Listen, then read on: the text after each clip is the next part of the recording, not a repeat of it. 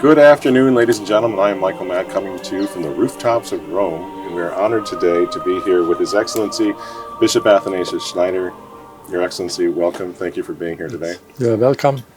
Now, I was hoping to prevail on you a little bit to, I don't know if you realize this, I suspect you do know this, that many people in my country, back in the States, have a tremendous amount of hope for the work that you're doing. And I know you're not looking for that sort of attention or praise, but it just is the reality, because the situation in the church is so desperate at the moment, and you seem to be one who's very concerned about the little people, about the people who are at home and homeschooling their children and going through a very difficult time in the church. And so what I hoped I could start out with this evening is I'd like our viewers to get to know a little bit more about you than what they see in articles and in books and so forth. We're going to talk about your new book in a moment. But I wonder if you could tell me what was it like for you as a child growing up behind the Iron Curtain? What was that like?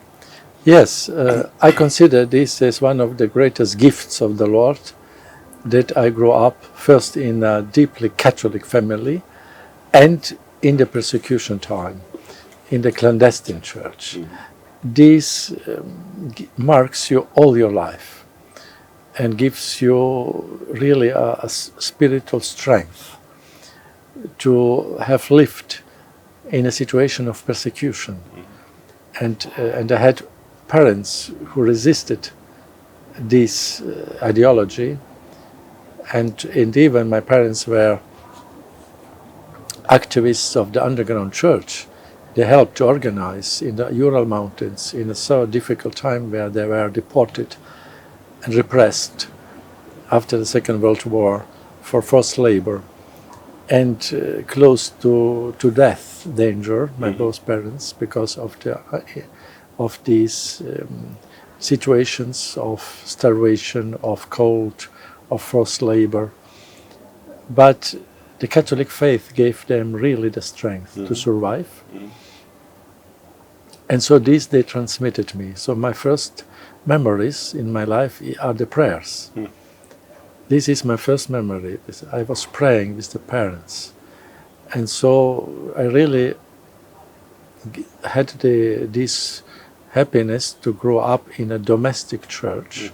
Even when there were no priests, for sometimes for a long period, maybe 1 year or more, in the Ural Mountains, and later in Kyrgyzstan, in Central Asia, where I was born. My parents always organized prayer meetings, secretly of course.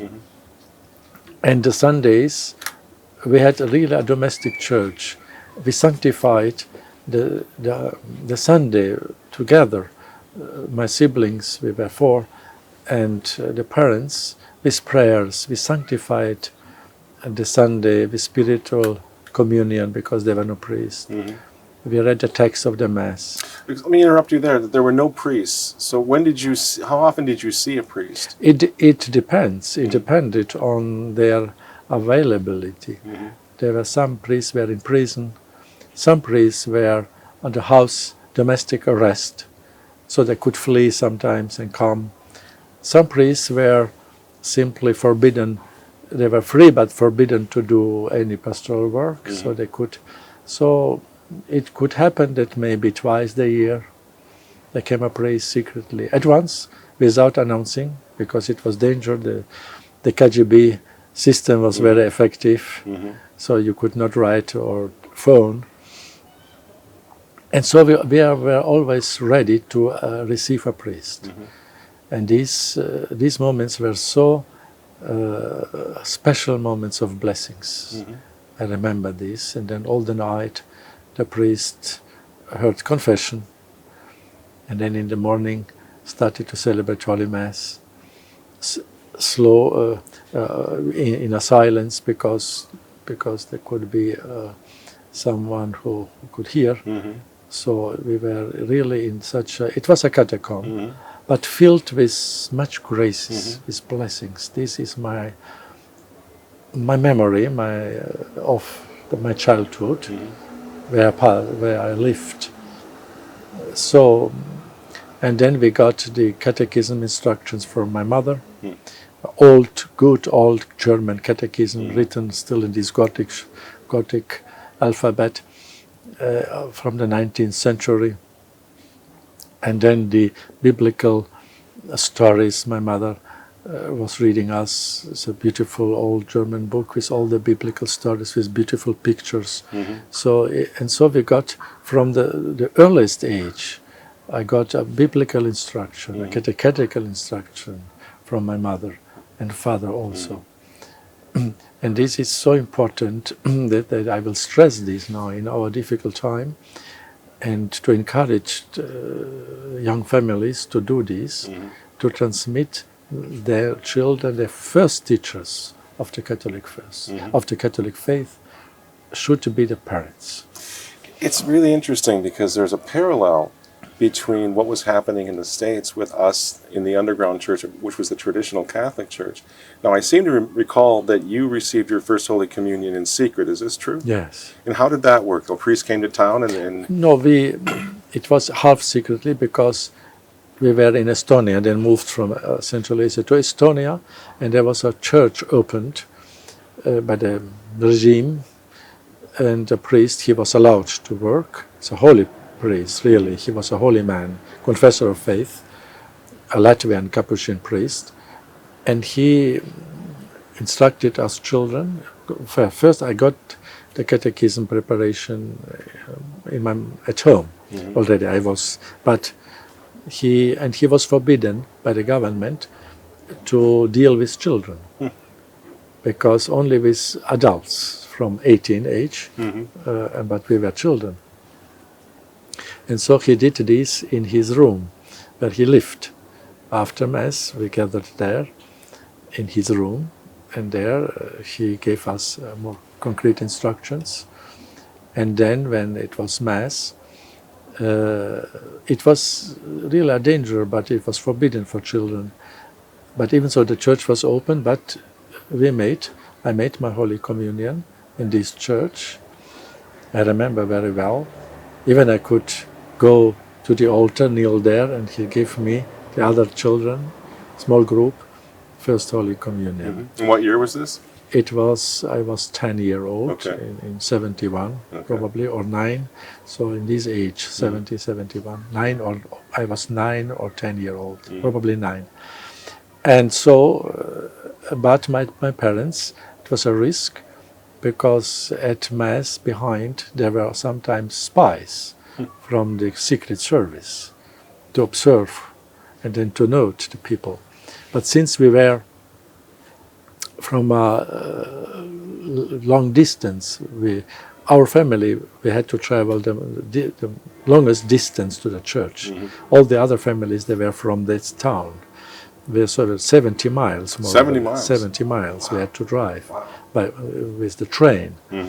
And maybe this was our protection, because in this city we were not known. So the local spies did not know us. And so God protected us, that I could receive Holy Communion, and that my parents did not receive punishment for this. It must be very strange then for you to hear that, like for example in the United States, where the FBI now is bringing agents into churches once again. Agents. This was in my time in the Soviet Union, yes.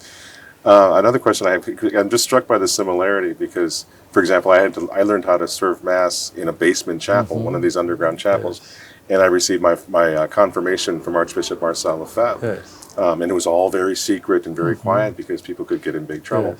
And I wanted to ask you, because when I received my confirmation, I chose the name Athanasius, Saint Athanasius. Beautiful. And it had a lot to do with a book by Bishop Rudolf Graeber from Regensburg, Athanasius in the Church of Our Time.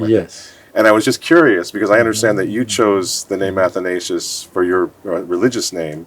What was... I did not choose this. You didn't choose it? No, at all. Why was that? It was for me the greatest surprise. I never thought in Athanasius.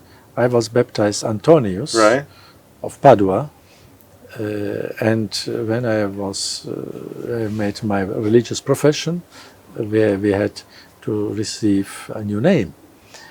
And in my time, the superiors proposed us that we can propose to the superior 3 names, and then the superior will choose from these 3 names. And I answered, I have no proposals. I did not propose any name. And answered, I leave this to the decision to the superior. And then during the celebration he said to me, now you will be called Brother Athanasius. I never dreamed in this name. I was a young religious man. I never thought on this name. It could be providential, Your Excellency. It may be. It was not my choice. Right. Lots of things may not be your choice as you move forward now, defending the truth. So, just to, I'll go on to something more current, but to finish up the section about your childhood, does that influence then? Because you've been on the record as saying it may be time to go to underground churches to continue to preserve the faith. So, having sort of grown up in that situation, does that influence your recommendation to people that if they start taking the Mass away from us, traditional Latin Mass away from us, that we may have to go back to that sort of thing? Is that? Yes, I think if there is no other alternative, yes, then we can go. And because the aim is not to create a new parallel or underground church, the aim is to simply to transmit to the next generations one of the greatest treasures, patrimonies of our Holy Mother Church. This is an obligation even for us, that it will be not lost. And therefore, when, I would say such a comparison, when a bad father locks the treasure or food in his house, and he has many children, this is unjust. Or gives a second quality food, and a good, proven food is locked. Then I think the elder children, who are already grown, they can, without the permission of the father, go to this store and take this good food and give to the little ones who are to transmit this. This is of course only a comparison. Yeah. But I think, and we will do this for the sake, for the entire family. It could be formally a kind of disobedience, but we basically obey for the sake and for the good of the entire community, of the entire family, because it is not ours, it is from the Church. And the Pope is not the owner of this treasure. He is only an administrator of this treasure of the traditional liturgy, and this cannot be locked, because of the constant, uninterrupted use and fruitful and blessed use of the traditional liturgy. I say, without interruption, almost the same form, the same prayers, since at least a millennium. And so all the generations of saints whom we know, our forefathers, got this spiritual nourishment and grew up. And it brought so many fruits. And therefore, we cannot lock down this treasure, and the Pope is abusing his power, or the bishops, in locking down up this. And therefore we shall do this with love for the Church, not with a kind of rebellion or sedevacantist tendencies or of sectarian. No, we are from the Church. We are children of the Church. We do this for the love for our Holy Mother Church, who is currently, in a relatively short time, chained by the high clergy. And so we will a little bit free our Mother Church from these chains and transmit this treasure of our Mother Church, of the liturgy, to the next generations. Can you say something about the fact that if we do have to resort to an extraordinary means like you're referring here today, this does not mean that it's permanent. In other words, when I just a moment ago said that I learned to serve the Latin Mass as a little boy in the basement of my father's home at a home altar, I never would have believed that the day was coming where I would be hearing Mass in the Chartres Cathedral offered by Cardinal Muller or whoever it would be. Even you yourself offered the Mass on the Chartres pilgrimage. I myself got married in 1996 with a traditional Latin nuptial Mass.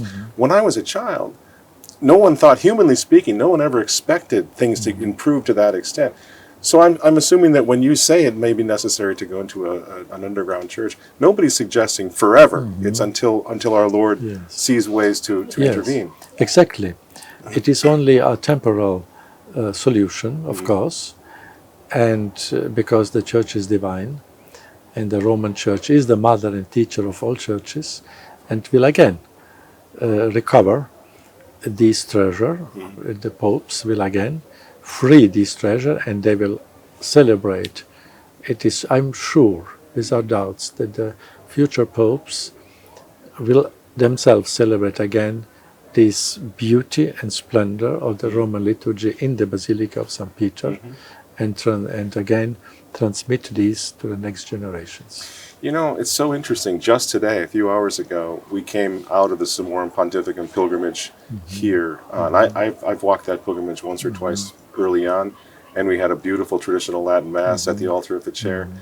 And I think you as a pastor must be able to appreciate how incredibly frustrating it is that in the middle of this synod all about inclusion and equity, we all stood in there today and had a prayer service, and there's an empty altar beneath the altar of the chair that we are not allowed to use for a traditional Latin Mass. And many people, I think, are just, it breaks their heart and it makes them angry, and they're understandably ready to just move away from all of it.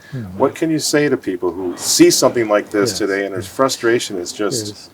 It's understandable, the sadness and the frustration of people, but as Catholics we must always have a supernatural vision and hope, and the conviction that Christ is the head of the Church. The Church is in the almighty hands of Christ. Even this phenomenon here in the Vatican, as you described, the empty altar, it is a short phenomenon, temporarily only. And therefore we have to offer to the Lord this. It's a suffering for the people to see these sufferings as a sacrifice of petition that the Lord may intervene and give us again the beauty of the Holy Mass at this altar in the Basilica of St. Peter. You said something the other evening at the launch of your new book, Credo, Compendium of Catholic Faith, which I want to ask you about in a few moments. But you said something that touched many of us deeply, and I think it really was a surprise to the Reuters reporter who you were speaking to. He asked you a question, and you said, I'm going to paraphrase, I hope I get a quote, but you said, "I have never prayed for anyone in my entire life as much as I have prayed for Pope Francis." And that struck me deeply because, again, we're all human, especially lay people. We get very frustrated when trying to raise children, and it seems like the Pope is working against us. And that brought tears to my eyes when you said that, because it reminded me of the supernatural solution that you're speaking about, that we have to have the faith, and even when it's very difficult. Is it difficult for you to continue to pray for Pope Francis and just continue to hang in there, despite the fact you know there's an agenda to undermine the Church? How do you do that? I would say it's not difficult, because I try to believe in the power of the prayer first, and I'm simply, now more overwhelmed with pity for this soul of Pope Francis. Imagining that he must meet the Judge, God, maybe soon. We are all already have a certain age. No one knows when God will call us from this, and such an age, he must seriously think that he must give account to God the Judge. And this frightens me for him, and this fills me with really compassion for his soul, when we have to have love for all. This is the new commandment Christ gave us. I give you a new commandment. Love one another. And since he is in kind of the father of our family, the Catholic family, or as a bishop, he is my elder brother. He is not my boss. He is my elder brother. And when you have really this vision that you have a brother who is really in danger of his soul, and who must give account, tremendously account. Even I am afraid to give account of my life as a bishop before the judgment of God. And when I am observing what Pope Francis did with his pontificate, did not use this sacred office to strengthen the faith, but did the contrary, to spread ambiguity and to adapt the life of the Catholic Church to the demands of this world, of the agenda of the totalitarian ideologies in the world. And this fills me with pity and with compassion, first of all, not with anger, but more with compassion. And therefore my prayer for him is not difficult. I am really, even some way, increasing my prayer for him, asking people, pray for his true conversion. And when we really love someone sincerely, even we have to love even our enemies, but he is not my enemy. He is the father, the spiritual father of the church as a pope. And as a bishop, he is my elder brother. And so, and therefore I have to pray for him and to wish him from all my heart a deep, authentic conversion, as Peter had, again to confirm his brethren with all the clarity of Peter and his successors. And it would seem that it would follow from what you just said, that in praying for the Pope, we're giving him the time needed to respond to God's grace, potentially. I think I've asked you this before in the case of Pope John the 22nd, when he espoused heresy. And no one at the time that I'm aware of, no historians have ever said that he lost his office in that moment. So one would presume there were many bishops like yourself, traditional Catholics at the time, who would have been praying for his conversion, rather than denouncing him as an anti-pope. They prayed for him, and in God's providence, John the 22nd comes back to an authentic conversion. So we should be praying for that. This is a historical example. Pope John the 22nd really converted, repented seriously, and retracted his heresy, which he spread, denying the beatific vision before the coming of Christ. And so we have all the church to, in some way, I am seeing Pope Francis as he's in a spiritual prison. As Peter, the first pope, was in prison, imprisoned by Herod, and then the entire church prayed for him. It is written in the Acts of the Apostles. The entire church prayed for Peter, who was in chains. And then God sent the angel, and he freed him from the chains. And so today Pope Francis is in spiritual prison, in chains. He is imprisoned by his agenda and his policy of adapting the church to the spirit of the world and to the current homosexual ideology and to the current Protestantization of the life of the church. And he is doing this kind of as a prisoner, and he is not aware probably of the gravity of his actions, of betraying his really sacred divine mission of any pope to be the vicar of Christ, who is the truth, the incarnate truth, and who says, your word must be yes or not. Christ never spoke ambiguous. And he even gave his life for the truth. Therefore he said before Pilate, I came to give witness for the truth. And so did the apostles and the saints. And therefore we have to make, I would say, to proclaim a worldwide crusade of prayers for freeing Pope Francis from the spiritual chains, that he again will assume, he has the office of Peter, but to exercise fully and to exercise the office of Peter. Now, is it possible that what we're seeing now, is it possible for a pope to be used by God as part of a chastisement? Could we be living through a chastisement that's coming from the top of the church all the way down, a spiritual chastisement? There is a saying in the tradition, maybe you know this, a traditional saying, that there are three kinds of popes. Popes who are a gift of God, really a gift of God. Popes who are a permission of God only. God permits their existence and their service. And popes who are a punishment. This is a traditional saying. Really? Yes.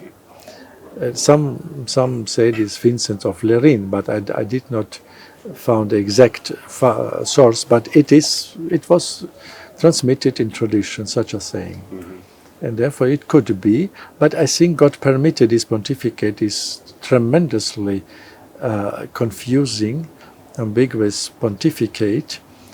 I think this is has been in the church such a confusion by a pope. I mean, it's such a long time as this pontificate, and God permits this for a greater good. First, to strengthen ourselves, that we will really be more rooted in the faith, that our faith depends not on the Pope. Our faith depends on Christ. We promised our fidelity, our baptismal vows, we gave not to a Pope, we gave it to Christ. So we have to remind this again, to recall this. So we made this profession of faith to Christ, and that we have not to. The Pope is only a servant. Servus servorum Dei, it is called. Servant of the servants of God. He is not the Lord of our faith. He is the servant of our faith. And therefore, we know the faith, we have to, and then to, in a difficult time of struggles and trials, God gives this in order to purify our faith. To strengthen it. And this is also a chance for us and for the bishops. And then also, but we are a family, and when in a family, temporarily, the head is not good functioning, then the rest of the body must give him the blood to circulate again. And these are the faithful. They must give again this supernatural energy of their prayers and sacrifices to come to help to the head who is in trouble, who is in need, or who is obfuscated temporarily. So we have to be one family and look at this. And any trial and of God has always an aim by God.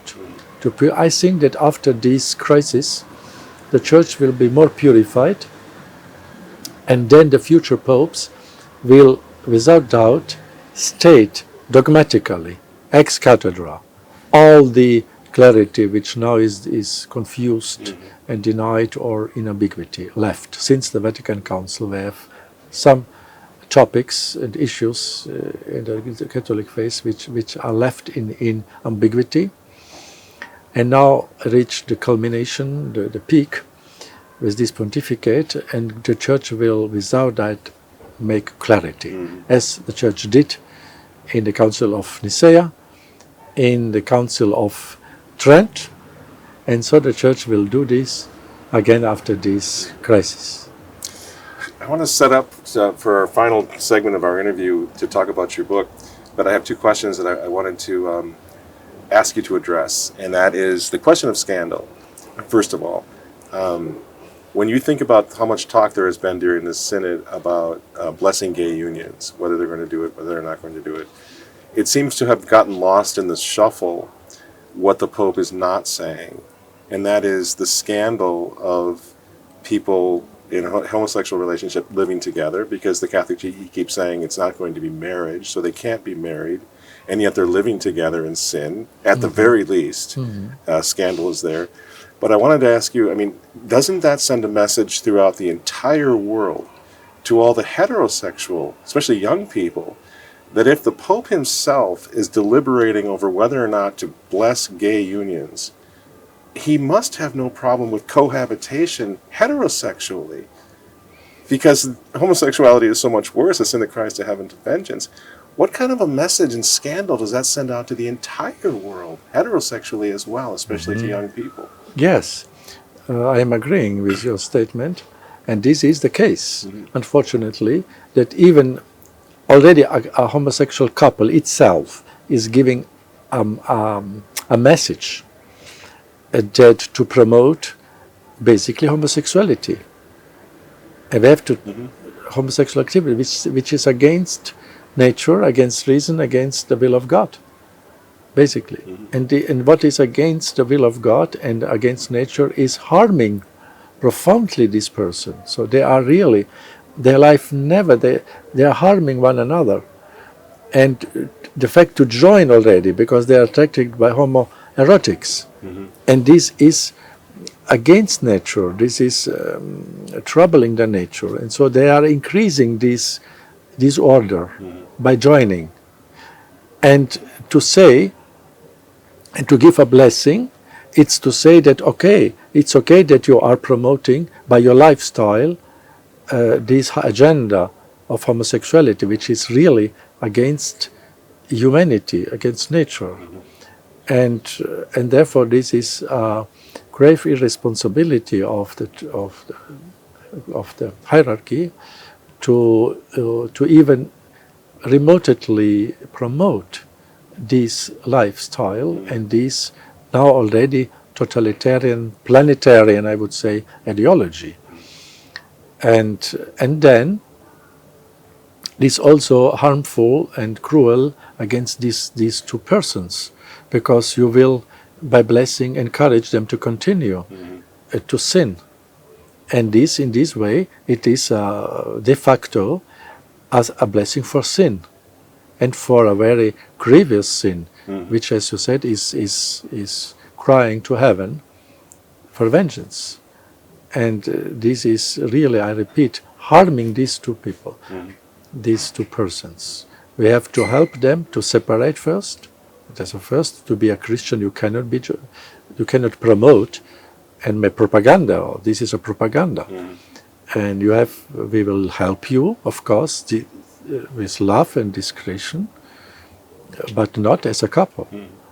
You can receive a blessing as any Catholic go to the church and receives in the Mass a blessing, or a priest.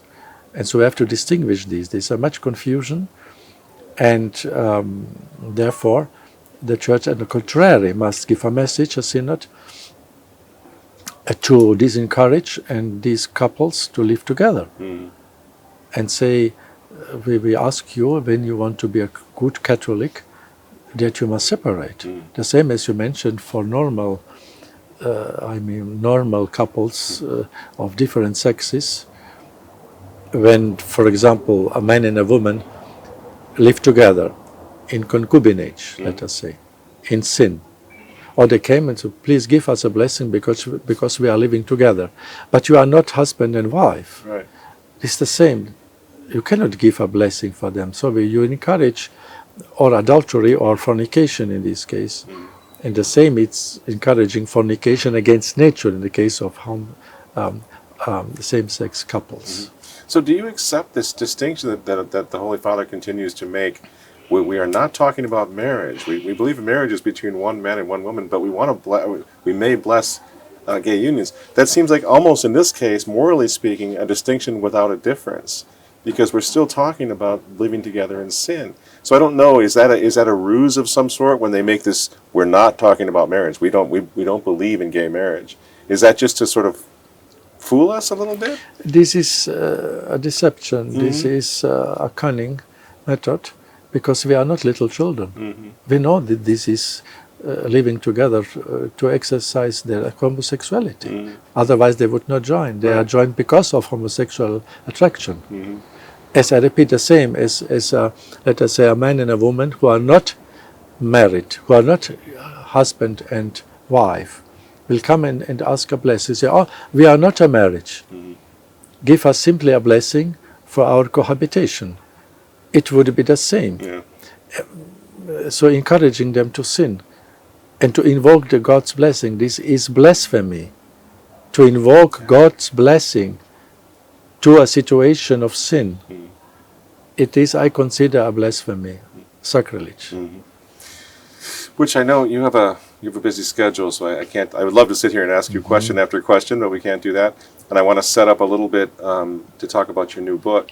But I just wanted to, in being in the press hall, the Vatican press conferences this week, when I came over here, when I was reading about the Synod on synodality and what they were planning, you have the impression of very brilliant theologians who are intentionally subverting doctrine, but when you see them in action, it's not Hans Kuhn, it's not Schillebeeckx, it's not Charlie Curran and the Rahners of the world. It seems like they're what we call in the States lightweights. They don't seem to know what the church, what the doctrine and the dogma actually is. And so, for example, I went and I approached one of the cardinals after the press conference and I said, is anyone at this synod informing our non-Catholic synodal partners, dialogue partners, that it's still necessary to become a Catholic? Is it still necessary to become a Catholic? And he said, well, no, we don't proselytize. We don't, we hope that the church will grow by attraction, he said. But what I wanted to ask you about was he was such a nice man. He wasn't like being aggressive against. He's a very nice, charitable seeming man. He just doesn't seem to know what the point and purpose of the church is. Yes, I think this is maybe they know. I assume that a priest and a bishop had theological studies, but defective. I mean, after the council, this is the problem of our time. Since the council, there were bombs, time bombs, put there with ambiguity. And the deepest ambiguity is the relativism, the undermining of the uniqueness of the Catholic Church is the only one way, this willed by God for all men to go to heaven. There is no other way. And this was undermined even already by some texts of the Second Vatican Council, not directly, but implicitly with ambiguous formulations, as the religious liberty, saying that man has a natural right, any person, not to be impeded, to choice and to spread, to exercise the religion of his choice, of his conscience. But it can be erroneous conscience, and also a choice to spread idolatry and satanic cults. It's also a religion today, and therefore it is in this way when you have a natural right from your nature. In this case, the Catholic Church is put in the same level in this formulation, and any human person has the same natural right, not only civil right, but natural right, the religion of his conscience. So there is included Catholic Church, paganism, and so on. And this is the deepest root of our current confusion, and the example you gave of this cardinal, this is there. This formulation opens the door that when it is really rooted in your nature, that you can unimpededly spread and exercise and spread even a blasphemous cult and religion, and without even though it was stated in the previous number, the Catholic Church is the only one true religion and so on, but in the next formulation with this is undermined. And the consequences we had these past 60 years with the interreligious meetings, with the ecumenical meetings where the message was given exteriorly to all that we are simply walking together to the same aim. Indefinitely. It was given, the message, with Assisi meetings, with the continuous interreligious meetings, with ecumenical prayers, for which we pray. We pray for unity, they say. But together, Catholic priest, Protestant pastor, they say they pray only for unity, but for which unity? Right. They had to pray for the Catholic unity, not simply for a unity. And this is our case, which we already had in the praxis of the Church, these ambiguous ecumenism and ambiguous interreligious meetings, and rooted in this ambiguous statement of the Vatican Council on religious freedom, or on the goodness of other religions. It gave the root and it opened the door to such how do you say, phenomenons and statements, as you mentioned, of this cardinal, that we do not we don't proclaim now more the faith, but only we live and shall be attracted. But Christ did not say such. He said, go and preach. Not go and attract people. Be attractive. Be attractive only.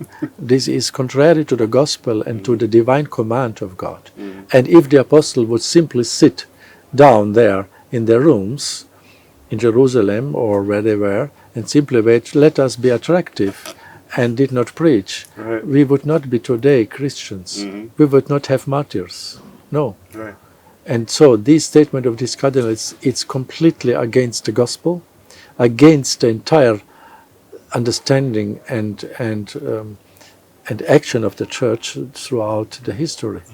Would you say that this event, especially when they really pushed the ecumenical thing, the synodal thing, which they say came out of the ecumenical movement, was it formally condemned by Mortalium Animos, would you say, by Pope Pius XI? Yes, it was condemned. And all the Church never allowed in the past, since the apostolic times. Even St. John, the apostle, who was the disciple of love, who always wrote about the love, St. John the apostle, in his letter, one of his letters, he says, if someone denies Christ and teaches another teaching, you must not greet him. Imagine, the disciple of love, of charity. Wow. Even not greet him, not speaking about praying together with him for a union, for a unity. And so, and the same did all the apostles, this is our example, and the church fathers, all the time, and all the popes, until Vatican II, when they changed basically the approach and made these statements which were vague. They keep saying that we're united in our baptism and that everything else is not as important as that, which to me brings up the question immediately, well, what about the Eucharist? If we're talking to Protestants who do not believe that Christ is truly present in the Eucharist, that's quite a division. But they've been saying it all week in the press hall here. It doesn't matter. Baptism is the only thing. That's what unites us. The Church never spoke so. The St. Paul says, one Lord, one baptism, one faith. So we have not one faith. When they deny the truth, the full truth of the Eucharist, the real presence, the transubstantiation, then we cannot speak, we have the same faith. It's against what the Holy Scripture says us. And I repeat, the Church never accepted this approach, that only baptism. The Church demanded the profession of the fullness of faith, therefore gave us the symbol of faith, which we proclaim every Sunday with concrete points. And then when And therefore the Church expelled heretics from the community. Even St. Paul already expelled them. And so because they were contaminating as a body, no? You infect the body with poison.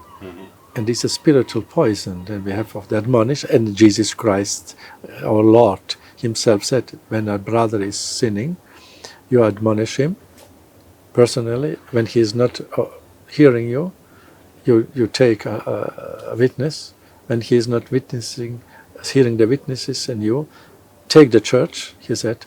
When he is not hearing the church, then let him be for you a pagan. The words of our Lord Jesus Christ. And so we are better, we will better follow our Lord and the apostles and all the times than these new invented so-called ecumenical or synodal methods. All of which, Your Excellency, brings me to my final point, which has to do with your book. And it's not just to plug your book. You didn't ask me to plug your book. I just think that, especially as a father myself, a father of 7 children, the catechetical instruction is so lacking now. And as we're talking this entire interview, we're basically talking about confusion coming from the top down. Nobody knows what to believe, especially the little people, especially families who are trying to understand. And even if they do consult the Baltimore Catechism or the Council of Trent Catechism, there's so many things that are happening so rapidly with artificial intelligence and pornography and transgenderism that catechism, even the old solid catechisms have not caught up, have not into what people are dealing with. Can you say something about your catechism here? It's a credo, compendium of the Catholic faith. It must be that lack of catechetical foundation and instruction that motivated you to write this important catechism. Can you say something about your motivation for it? Yes, first, it was not my idea, I repeat, to write this catechism. It came from lay people, from a family father. And this is, for me, really, I was impressed, and it's a joy for me, that in a time of crisis, of such doctrinal confusion, it was an appeal of a layman, of a father of family, to a bishop. Please give us a catechism. And then I accepted his appeal and wrote this with the help of several good theologians also from different countries. And my intention then was to give really to the little ones, which are the faithful, in this tremendous confusion of doctrine in our time, something concrete in their hand that they could use for themselves and then transmit to their children, and also for seminarians, for example. And I included almost all the topics since the Council, which were formulated in an ambiguous manner.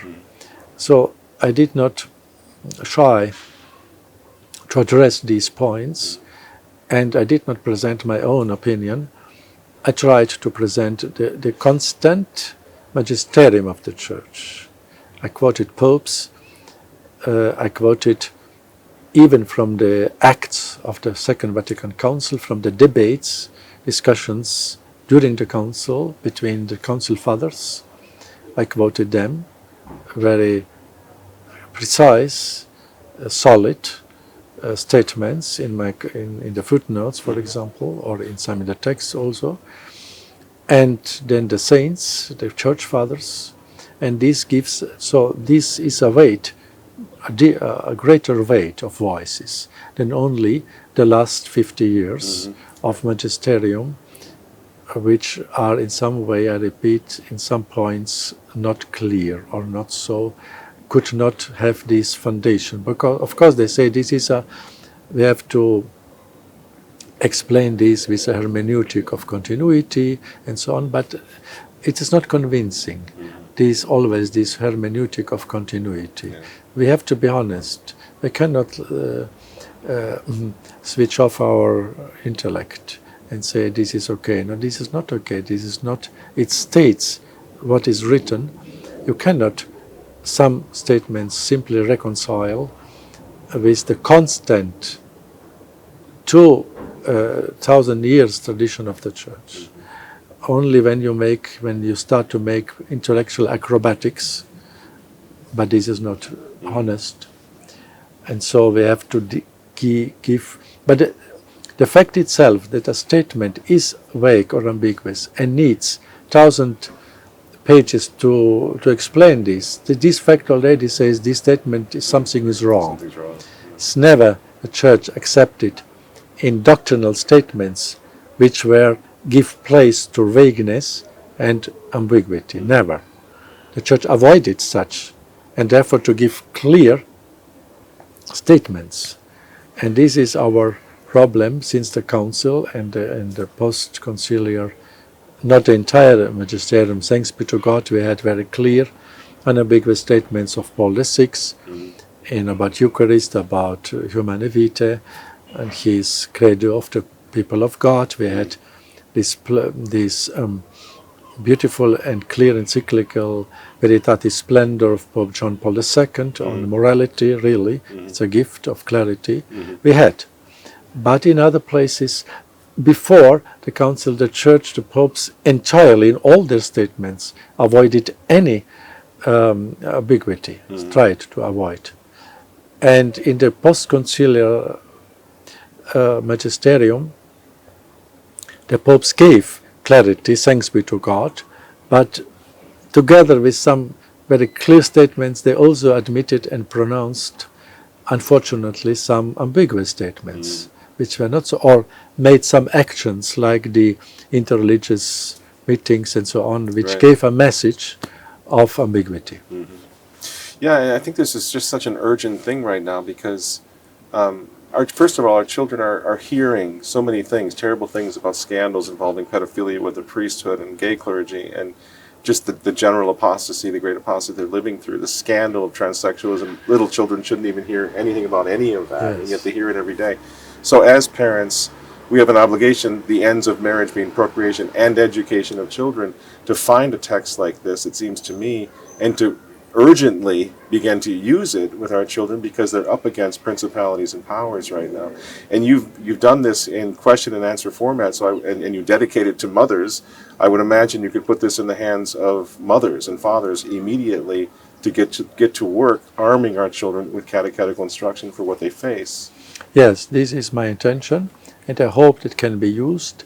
Of course, there are some sections which are more difficult. Let us say the section about Freemasonry. It's not so already apt for children, but later when they will grow, be adult, they can read. So the parents can choose sections, there are sections very simple, accessible for children or for adolescents and young people. And so they can choose sections, and then maybe priests and seminarians have other sections about the distinction of magisterium and so on, which are a little bit more difficult, but it is a book where you can use, I think, for several categories of faithful. Good. Well, Your Excellency, thank you so much. I will be promoting this with everything I can back home from the Remnant newspaper and Remnant TV. And again, I not only want to thank you for sitting with us this afternoon, but God bless you and thank you for everything you're doing to shine the light of truth in a very difficult time. Well, welcome, and I want to give also to you my gratitude for your beautiful apostolate as a layman. You are the voice also in some of the little ones in the church, and God bless you and your beautiful work for the Catholic faith and all people who are benefiting from your apostolate as a layman. May God bless you abundantly. Thank you so much, Your Excellency.